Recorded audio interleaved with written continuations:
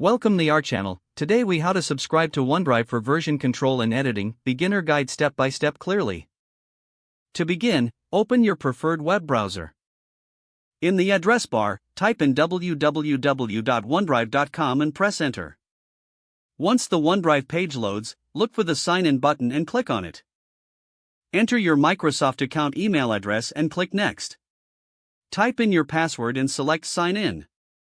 If you don't have a Microsoft account, choose the option to create one. Once signed in, you will be taken to your OneDrive dashboard. Locate the Upgrade or Try Now button on the OneDrive page. Click the button to explore subscription options. Review the available plans for OneDrive. Select the plan that best fits your needs. Follow the on-screen instructions to enter your payment information. After confirming your payment, you will receive a confirmation email. Now, return to your OneDrive dashboard.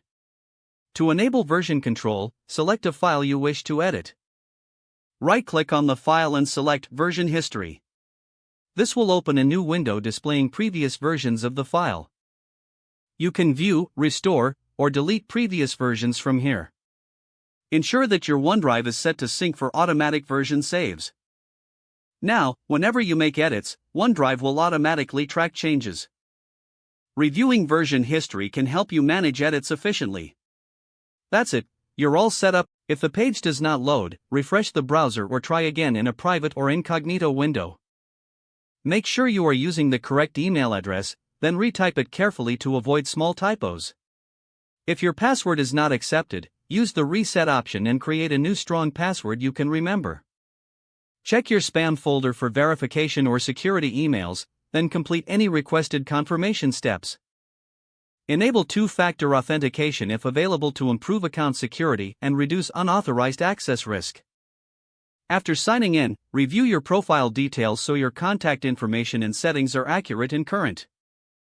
If you see an error message, note it down and try again after restarting your device and internet connection. Log out when you finish, especially on shared devices, to keep your account and payment information secure. If the page does not load, refresh the browser or try again in a private or incognito window. Don't forget to like this video and subscribe to our channel for more step-by-step tech guides.